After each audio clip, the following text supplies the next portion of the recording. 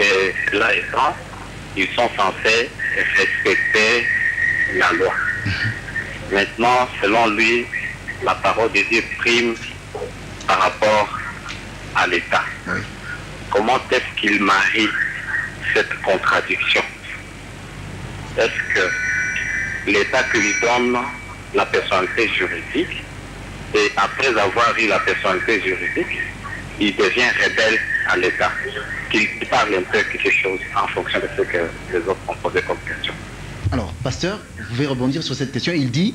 Mais je peux revenir à la tienne après. Oui, vous reviendrez à la mienne. Je n'ai jamais dit que l'Église du Seigneur Jésus-Christ était née de la personnalité juridique. Je n'ai jamais dit ça, c'est le maître qui l'a dit. L'Église naît de la parole de Dieu. La parole vient du ciel et elle entre dans un homme choisi par Dieu. Dieu prêche à travers cet homme-là. Il ne se conforme pas à ce que les hommes et les femmes disent. Il va de l'avant. On peut mal le comprendre, mais c'est la parole de Dieu. Pardon, c'est la parole que Dieu a envoyée qui jugera le monde après. L'Église naît par un acte créateur de la parole révélée par le Saint-Esprit. Vous voyez, le jour de la Pentecôte, l'Esprit est venu du ciel. Ce n'était pas la personnalité juridique qui donne le droit à l'Église de prêcher.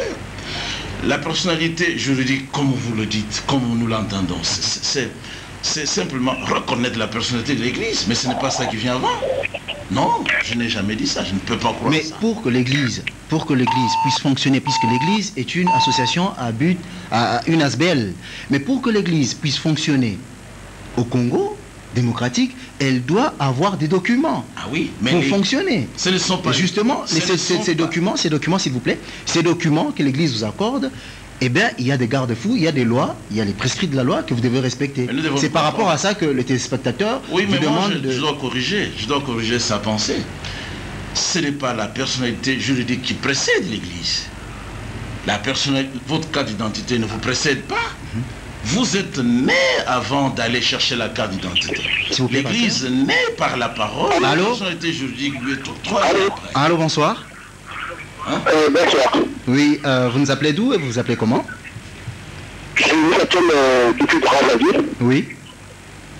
Je m'appelle Michel Europa. Oui.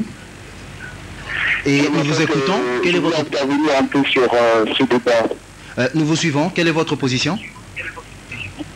Bien, je dirais directement que je suis contre la polygamie. Oui. Et mon point de vue est un peu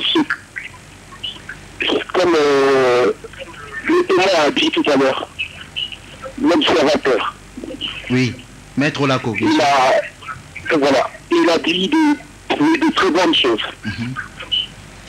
Et je pense que le pasteur est en train de divaguer un peu. Parce que vous l'avez posé une question tout à l'heure qui est vraiment biblique. Qui n'a pas dit que l'homme quittera sa mère ou ses parents pour s'attacher à une femme. Oui. Il était à sa femme. Vous avez dit tout à l'heure que les Français, nous tous, nous comprenons ce que ça veut dire. On n'a pas besoin de révélation là-dessus. Maintenant, quand le maître est en train de dire que l'Église doit s'aligner à la loi. Ah, nous l'avons perdu. On a perdu notre téléspectateur qui nous appelait. Qui répondait à la première question. Donc, Genèse 2:24 ne doit pas être interprété par n'importe qui, sauf par Dieu lui-même. Donc, s'attacher à sa femme n'est pas se marier. On peut se marier et ne pas s'attacher. On peut aussi s'attacher à une femme sans qu'on soit marié. Selon l'interprétation d'un chapitre 6, verset 15 à 17. On a quelqu'un encore au bout du fil? Là, l'apôtre Paul dit... Allô? Je suis de Congo Média Channel. Oui, Congo Média Channel. Allô? Oui, alors on vous écoute, bonsoir. Je suis sur Congo Média Channel. Oui, vous êtes sur Congo Média Channel. Allô? Allô, on vous écoute. Bon, alors, je n'ai pas le retour. Si seulement vous me suivez, je vais dire ceci. Je veux dire que le pasteur de Casse ne sera jamais compris parce que je l'ai suivi plus d'une fois. Dans sa philosophie, il ne peut être compris que par ceux de la religion africaine. Au fait, et le journaliste qui parle. La réalité de la polygamie est une réalité divine. Dieu lui-même, allô? Oui, nous vous suivons. Allô, on vous suit, allez-y. Ah, il est parti. Alors, pasteur, vous aviez la parole. Non, je disais que s'attacher à sa femme, c'est s'accoupler. En d'autres termes, c'est être en relation. Alors, un homme qui a une femme, il peut s'attacher à ça, il peut s'accoupler à sa femme, à cette unique femme, n'a pas péché.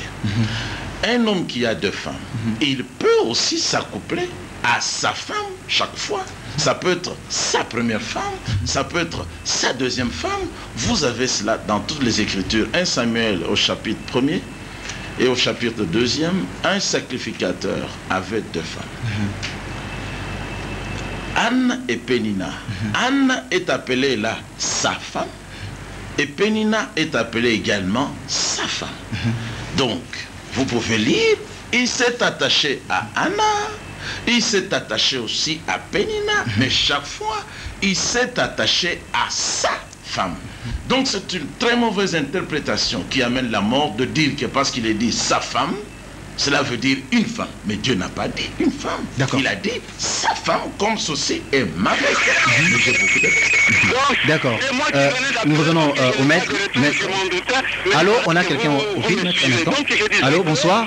La réalité de la polygamie est une réalité divine. Le christianisme importé ou le christianisme que l'homme blanc a exporté en Afrique ne parvient pas à expliquer aux gens qui sont les quatre créatures vivantes autour du trône. Mais en fait, les quatre créatures vivantes autour du trône ne sont que les quatre épouses de Dieu. Avec ces quatre épouses, le Créateur a engendré les Noirs, qui sont les mélanodermes, qui sont dans le berceau de l'humanité, ainsi que vous a été dit. Il a engendré les hommes du soleil levant, les Japonais, les Coréens, il a engendré les enfants d'Israël avec Yahweh, et il a en fait engendré les Arabes. C'est ça la réalité. Mais le pasteur casse tout ce coup. Ah, on l'a encore perdu. Maître. Oui, merci. Je voulais revenir pour dire que on est régi par la loi. Même l'Église, avant que l'Église puisse fonctionner dans l'État congolais, l'Église doit obtenir la personnalité juridique. Et je sais très bien que le pasteur comprend quand je parle de la personnalité juridique. Je ne sais pas si l'Église dans laquelle il se trouve, si avant de fonctionner au Congo, n'avait pas reçu la personnalité juridique. Parler de la polygamie comme étant une réalité divine, je ne suis pas là pour parler de cette histoire. Moi, je parle du droit congolais. Le pasteur et moi, nous sommes régis par le droit congolais. Donc, tout le monde est censé obéir à la loi congolaise, parce que ce que le pasteur déclare, c'est comme s'il incitait la population congolaise à la désobéissance de la loi. Parce que nous sommes en train de s'exprimer en français. La loi dit très bien que on ne peut pas avoir un autre mariage sans pour autant dissoudre ou annuler le premier. C'est le français. Je ne sais pas quelle interprétation le pasteur peut donner à cela. Et la loi va plus loin. Érige même la bigamie en infraction. C'est là, puisque nous tendons, petit, nous allons lentement, mais doucement vers la fin. J'aimerais que vous continuiez, maître, pour nous dire, est-ce que c'est une infraction, la polygamie ou la bigamie, est une infraction en droit congolais? Voilà. En vertu de l'article 1er du décret du 4 avril 1949, la polygamie est interdite en droit congolais. Et comme nous sommes dans un état de droit, j'insiste sur ça. Aucune autre loi ne peut avoir une primauté sur la loi qui existe dans un état. Quelle que soit la loi divine. Allô, s'il vous plaît, maître. Allô. Allô, bonsoir. J'aimerais poser une question au pasteur. Oui, allez-y. On dit que la polygamie n'est pas un péché. Mais un homme marié qui s'est permis d'abord avoir une autre femme en dehors de son mariage n'est pas un péché? C'est ça votre question? Ouais, parce que je peux dire ceci. Avant qu'un homme se remarie à une autre femme pour avoir une deuxième femme, on peut appeler cette époque-là d'abord comme une tromperie. Il est en train de tromper sa femme. Et j'aimerais savoir si un homme, avant d'avoir une deuxième femme, cette période-là est-il un péché ou quoi? Je voudrais d'abord savoir. Pasteur, vous avez suivi? Oui. Elle vous pose une question. Oui. Elle veut savoir si pour vous, le fait d'avoir une seconde femme pour un homme n'est pas un péché. Non, non, le péché, par définition biblique, c'est la transgression de la loi des dieux. La loi de la Bible, pas la loi de notre pays. Donc, par rapport à la loi du pays, on parle des infractions. Merci, pasteur. Mais par rapport à la loi des dieux, on parle du péché. Donc, la polygamie ne doit pas être considérée comme un péché, je le dis au nom de Dieu. Ce n'est pas un péché parce que Dieu est polygame et la polygamie a été instituée par Dieu. Le maître a dit que, parce que dans notre pays, il y a les lois qui ont été créées au palais du peuple. Même pas la loi de Dieu ne peut primer, mais je dis la loi de Dieu prime sur les lois de notre pays, au nom du Seigneur Jésus-Christ. Merci, pasteur. On revient vers vous, le maître. Et merci, voilà, monsieur le journaliste, pour la question. Je dis ceci. Nous sommes dans un état de droit. Le pasteur et moi, nous sommes régis par la loi, pas la loi divine.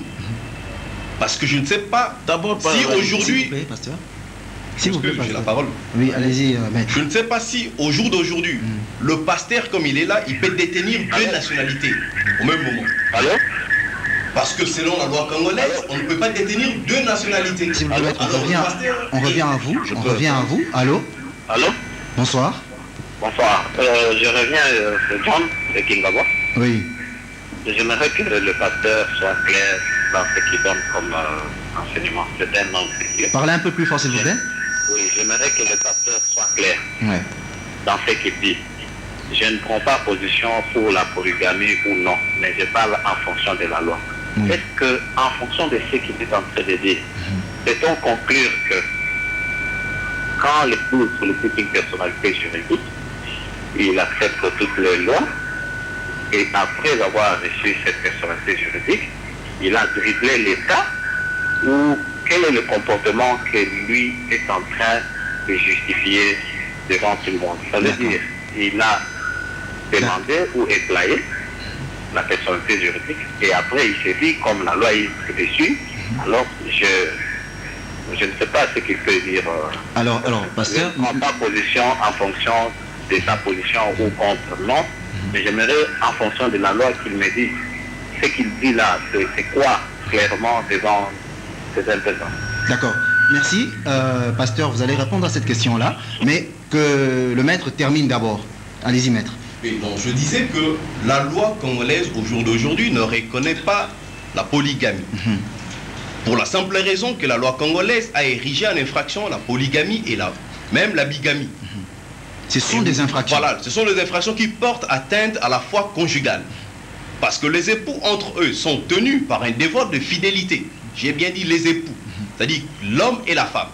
Mais entendre le pasteur, c'est comme si lui ne soutient que l'homme et il met de côté la femme. Or, la loi congolaise est impersonnelle, la loi congolaise s'applique à l'homme et à la femme. C'est pourquoi la loi congolaise a érigé en infraction la polygamie, la bigamie, l'adultère. C'est-à-dire, comme nous sommes dans un état de droit, nous devons appliquer la loi. Et même quand le pasteur soutient la parole de Dieu à la primauté, je ne sais pas. Pour vous, c'est la primauté au droit positif congolais? Non, ça c'est faux, archi faux. Parce que même l'Église est régie par la loi. Parce qu'on ne peut pas admettre dans ces pays une Église qui va enseigner ou dont les enseignements vont aller à l'encontre même de la loi. Par exemple, on ne peut pas accepter une Église qui va inciter la population à la désobéissance civile. Ce n'est pas correct parce que ces faits est constitutif d'une infraction au regard du droit. Dans l'Église, quelle que soit la révélation, comme le pasteur aime bien le dire, est censée marcher dans la ligne droite ou marcher de commun accord avec ce que prévoit la loi. Même, je peux encore ajouter, le législateur congolais prévoit des sanctions pénales à l'endroit même de la personne. Vous dites que c'est une infraction, quelles sont les sanctions pénales? Voilà. Par exemple, qu'en Oui. course... En cas de bigamie, il y a une peine de servitude pénale de 2 mois, même à 2 ans de servitude pénale. Ça existe. Quand on parle de servitude pénale, c'est-à-dire qu'une personne qui se trouve dans les liens, qui se trouve dans la polygamie ou dans la bigamie, Oui. peut être emprisonnée pendant 2 ans Oui, c'est ça la servitude pénale. ou 2 mois, Oui. dans une fourchette qui va de 2 mois à Oui. 2 ans ou 3 ans. Même de 6 mois et à 3 ans de servitude pénale et d'une peine d'amende. C'est prévu également. Parce Et une qu'il y a peine d'amende. plusieurs sortes de bigamie. Voilà. Oui. Donc ça constitue bel et bien une infraction. De la même manière qu'on réprime l'infraction d'empoisonnement, l'infraction de vol ou d'escroquerie, de la même manière que le législateur congolais réprime également la bigamie, la polygamie. Je ne sais pas si le pasteur soutient la polygamie parce qu'il a intérêt, mais à ce qui me concerne, je n'ai pas intérêt à défendre la polygamie, mais je ne veux que respecter la loi. Parce que nous sommes des citoyens d'un État quelconque et nous sommes censés respecter les droits positifs de cet État. Que faire? Alors maintenant, que faire? Que faire pour mettre fin à cette situation, puisque, selon le droit congolais, vous dites que... Allô? Allô? Allô? Bonsoir. Bonsoir. Je voulais faire remarquer... Éloignez-vous de votre poste téléviseur, s'il vous plaît. Ah oui. Je voulais faire remarquer au maître que nous sommes dans un État laïque. Nous ne sommes pas dans un État où la charia est dirigée en loi. S'il vous plaît, essayez de vous éloigner et d'articuler bien vos propos, s'il vous plaît. Oui, je veux faire remarquer au maître Oui. qui est à votre côté que nous sommes dans un État laïque. Nous ne sommes pas dans un État où la charia est dirigée en loi pour nous conduire à respecter les lois de l'Église catholique comme étant les lois qu'on doit appliquer dans le pays. Oui. Ce qu'il dit là, c'est ce qui s'enseigne dans les églises traditionnelles. Comprenez que lui, il soutient, c'est vrai, notre loi, mais c'est une façon aussi pour nous de réclamer une autre loi au législateur afin de sauver plusieurs foyers. Vous savez qu'aujourd'hui, avec l'hypocrisie des hommes, et les foyers sont disloqués. Pourquoi on prend les enfants de la unième phase et on refuse la mère-mère? Donc c'est le maître qui ne comprend pas ce qu'il dit. Il sait que nous sommes dans un État laïque. L'Église ne peut pas être contre les lois, mais c'est pour encadrer le genre afin qu'ils vivent en paix. Que serait-il aujourd'hui si on supprimait ce qu'il dit là et qu'on supprime l'Église qui a la mission de moraliser le peuple, qui apporte tant soit peu sa contribution pour apaiser les familles? Il y a combien de deuxième femmes aujourd'hui dans ce pays, de troisième et quatrième femmes qui vivent en paix? Faut-il les abandonner? C'est une façon aussi pour le pasteur de réclamer au législateur de régler ce problème, d'en faire une option afin que celui qui se marie demande. Même en Europe, quand on n'est pas d'accord avec une loi, les gens demandent. Ce n'est pas une rébellion contre l'État. Ma contribution. Non. Merci, merci, Non, non, merci, c'est lui qui dit. merci. Maître, vous étiez en train de terminer. Oui. On a parlé de l'État laïque. Oui. Mais il faut d'abord comprendre quel est l'entendement que le téléspectateur entend par l'État laïque. Oui. Qu'on parle que nous sommes dans un État laïque, c'est-à-dire qu'il n'y a pas une religion d'État. C'est-à-dire qu'il n'y a pas une religion d'État ou une religion qui prime. C'est-à-dire qu'on reconnaît toutes les religions. Mais ce n'est pas pour autant dire que les religions ou les églises doivent marcher à l'encontre de la loi. Ce n'est pas ce qui est dit. Nous sommes dans un État laïque, c'est-à-dire qu'il n'y a pas une religion d'État. Parce que dans d'autres pays, il y a une religion d'État. C'est-à-dire qu'on impose à chaque citoyen d'appartenir à une religion quelconque. Ce qui n'est pas chez nous, au Congo.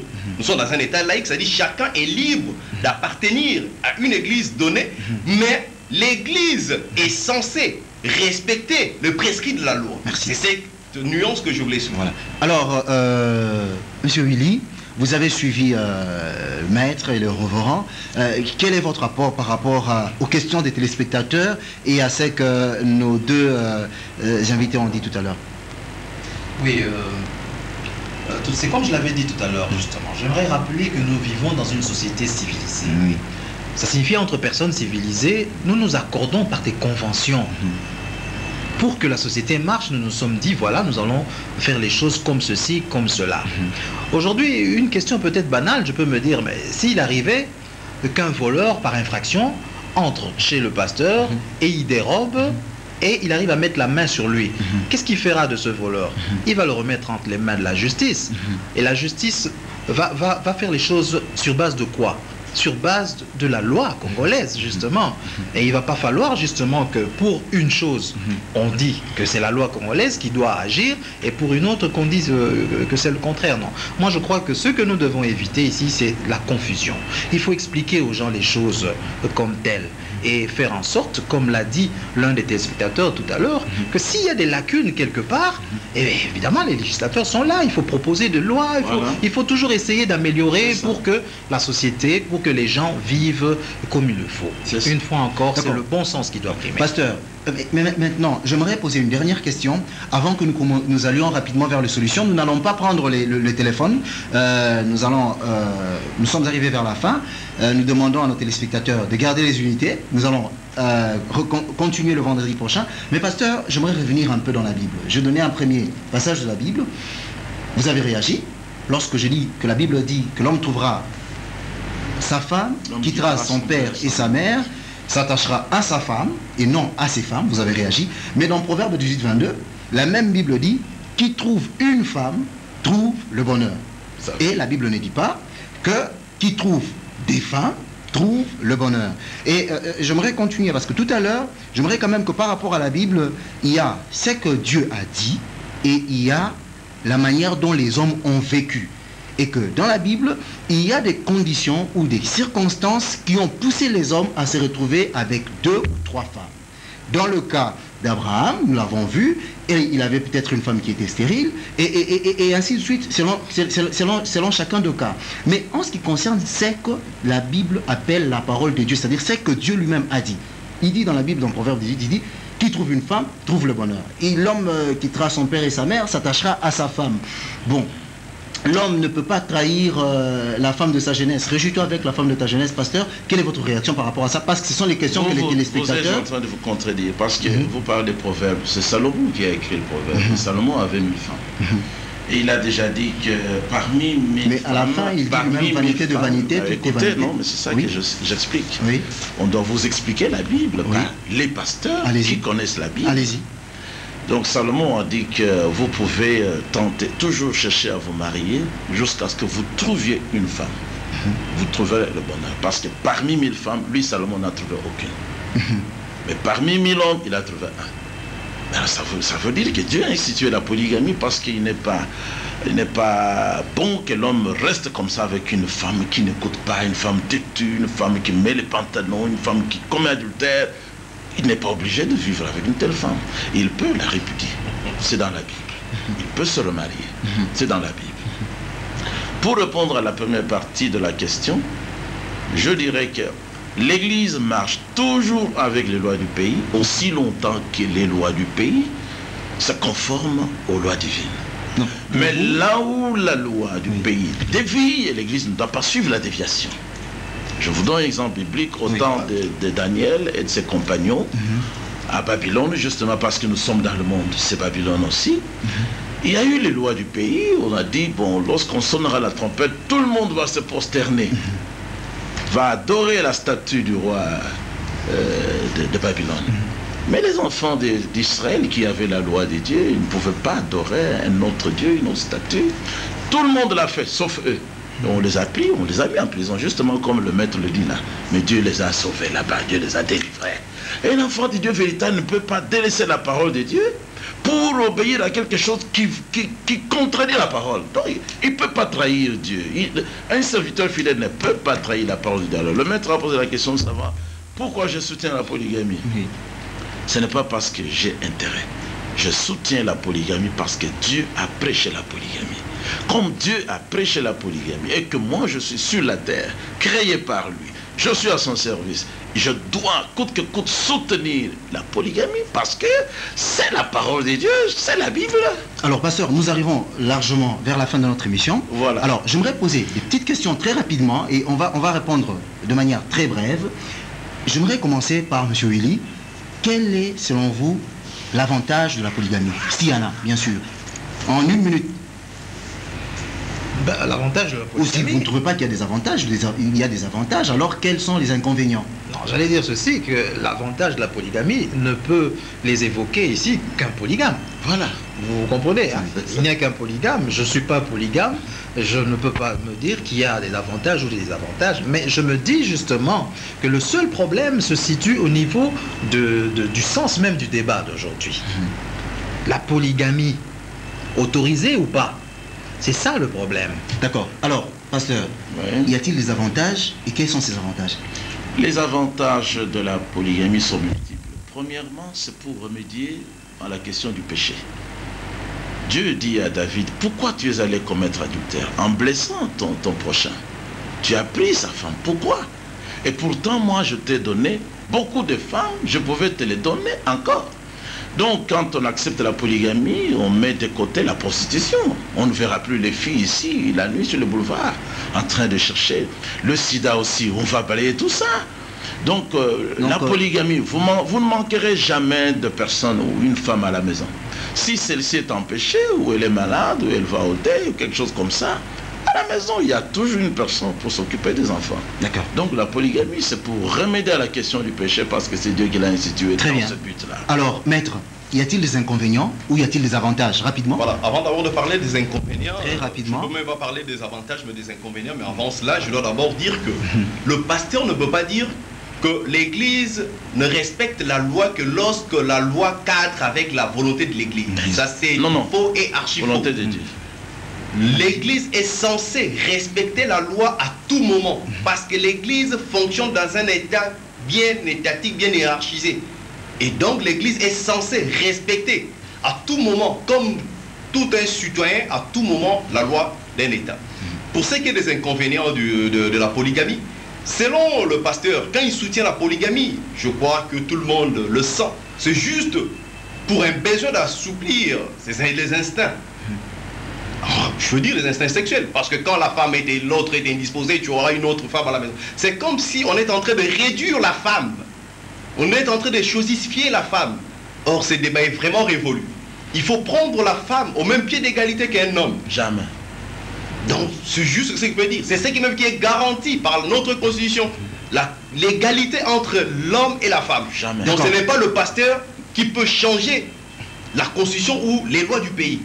Merci. D'accord. Alors, nous avons parlé, nous avons discuté. Nous allons faire un dernier tour de table pour avoir des mots. Amis téléspectateurs, vous avez suivi ce débat. Nous parlons de la polygamie. Le pasteur a donné son point de vue. Le maître Olako a donné la position du droit congolais. Vous suivez ce débat. Nous avons commencé aujourd'hui mardi. Nous allons poursuivre le vendredi en Lingala à 19h. Si vous voulez participer à cette émission sur ce plateau, vous avez quelque chose à dire, vous pouvez toujours appeler au numéro qui est affiché au bas de l'écran, vous enregistrez et vous serez libre de passer sur ce plateau. Alors, un dernier mot. J'aimerais revenir au pasteur et puis nous allons aller vers M. Willy qui est observateur. Pasteur, quel est le dernier mot pour ce soir? Nous n'avons pas épuisé notre sujet, nous allons continuer. Mais pour ce soir, qu'est-ce que vous dites?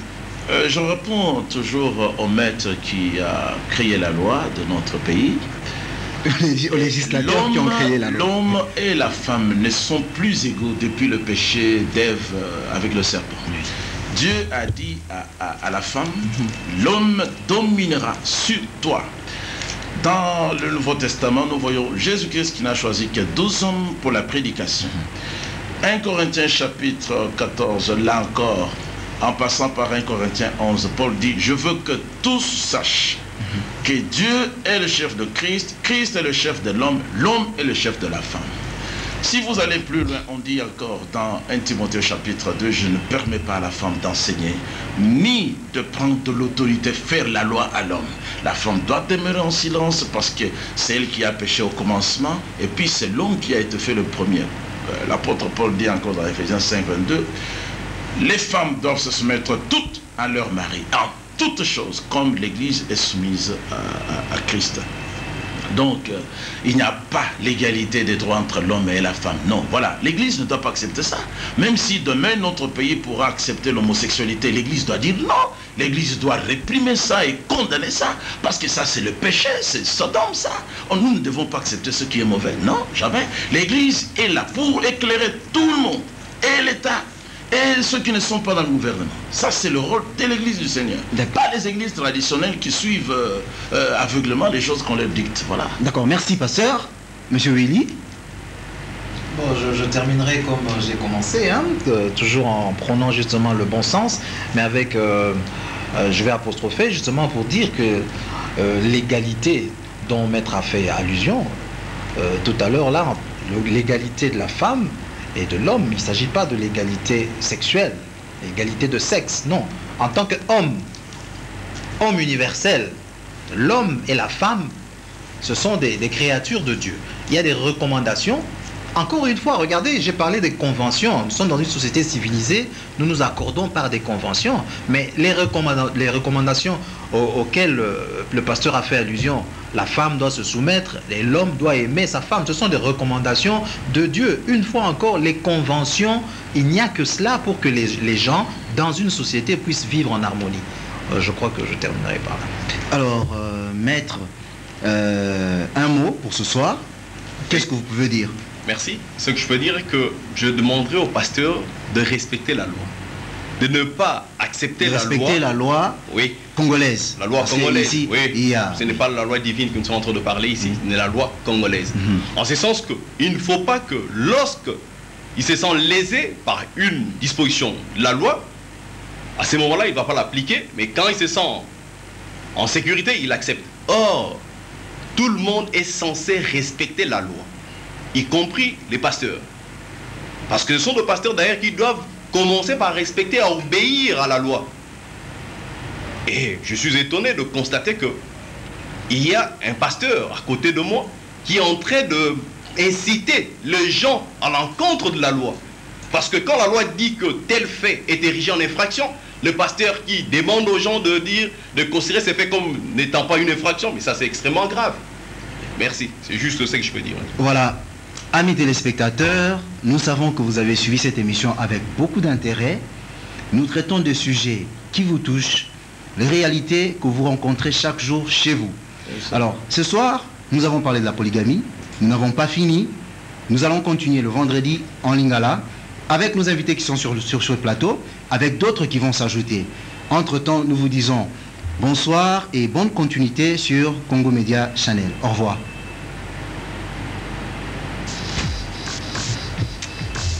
Fini, hein?